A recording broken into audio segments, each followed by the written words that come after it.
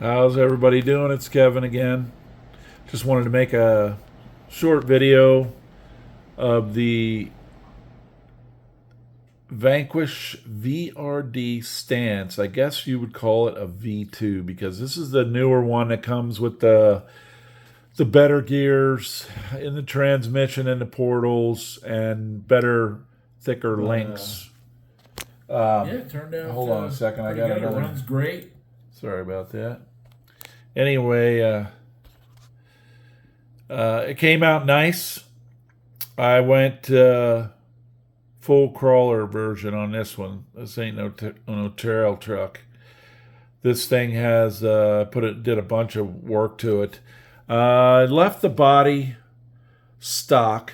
I did have to trim a little bit off the front end right in here because I used the Rock Pirates comp bumper, the 3-inch wide comp bumper, and I used the Rock Pilot sliders, and I used their links, their peg leg link kit.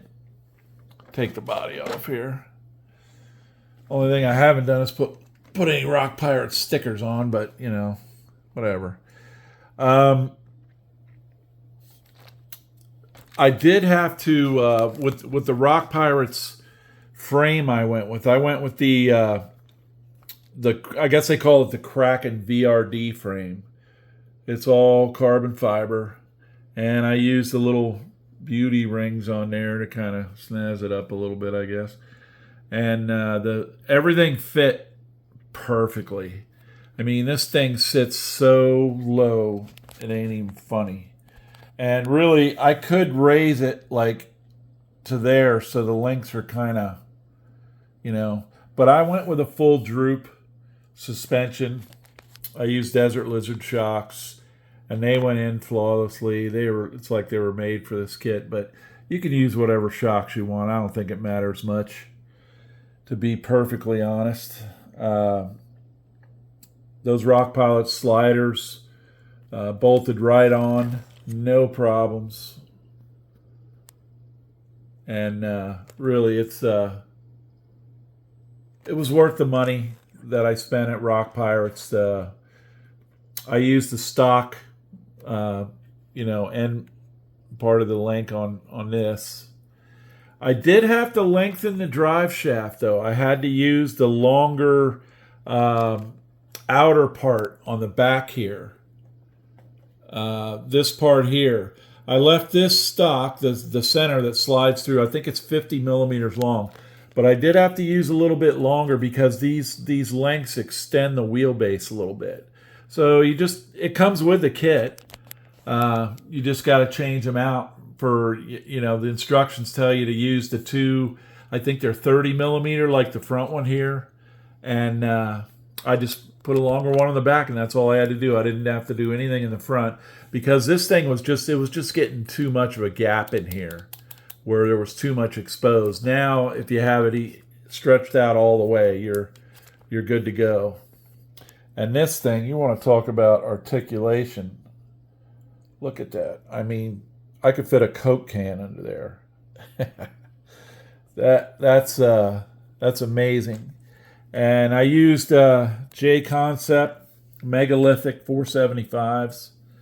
I may not have them on the direction that everybody thinks they're supposed to be put on, but I really seriously doubt it makes any difference. These tires are unbelievable. See this arrow here kind of points that way? That's the way I went on all 4 tires, that it all points front. And as far as electronics, I have an IXSR radio, so I went with the Spectrum SR515. And what's wild about this is when you turn the chassis, left and right like that, the tires turn. There's some kind of a gyro in it. I had no idea that it was equipped with it, but anyway, I don't see ever using it because I'm pretty sure that's built for speed if you're going fast, so your truck doesn't wiggle all over the place. Anyway, I kept the stock weights on here. $90 for the brass weights from Vanquish seem like I don't know if it's money well spent. I mean, if I was in competition or something and I needed every single edge that I could possibly get, I would do that. If you notice on the steering link, it goes to the passenger side of the vehicle now like it's supposed to.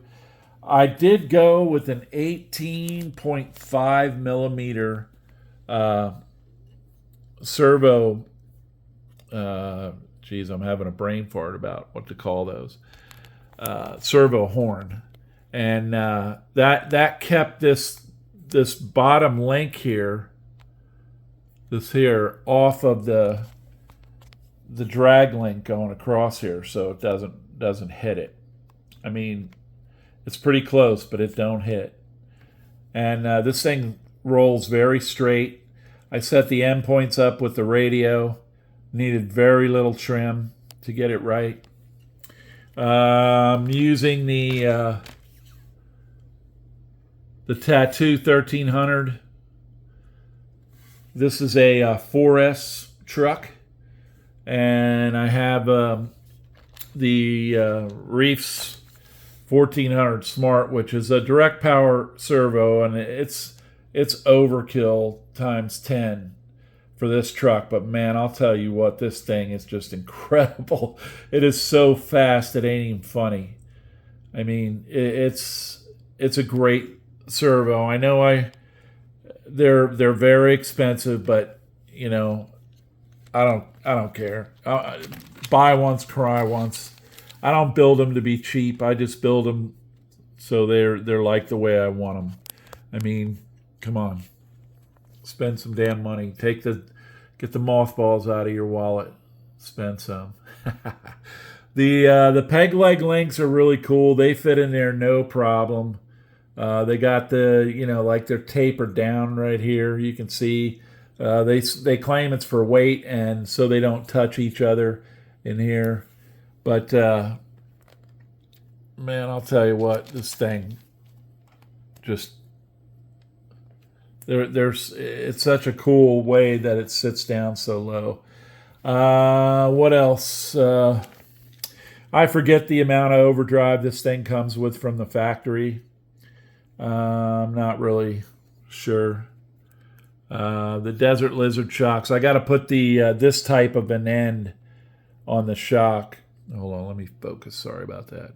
Where it has that little spacer built in, I got to get that down here too. For now, I just put them in there so they turn, freely and don't bind at all, and there's not too much side to side play.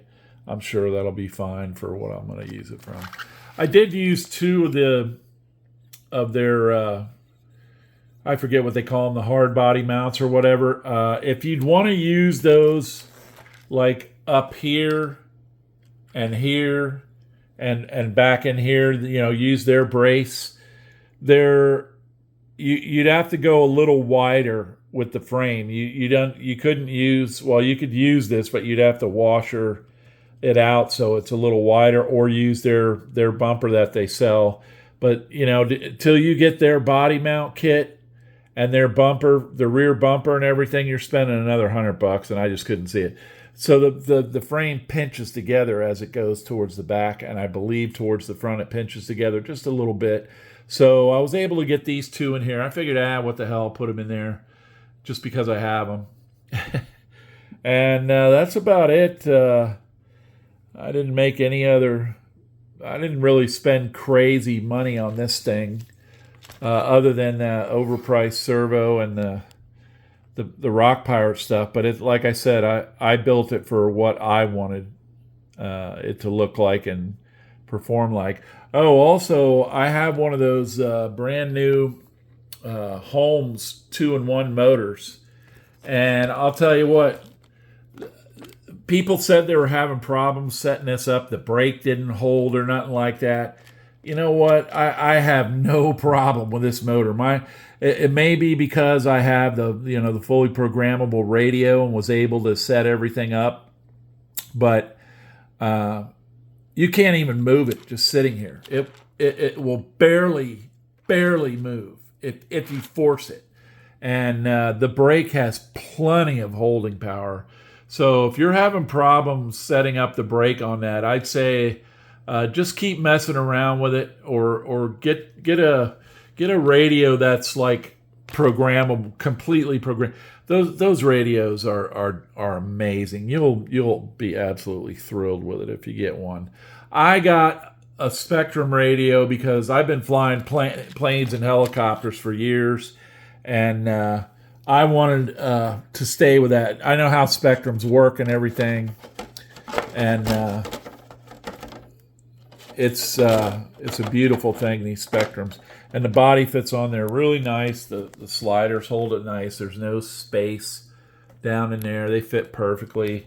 The pins are right where they need to be. Just push it down just a little bit, and you get your, and no wheel rub on this at all. And it crawls like an absolute beast.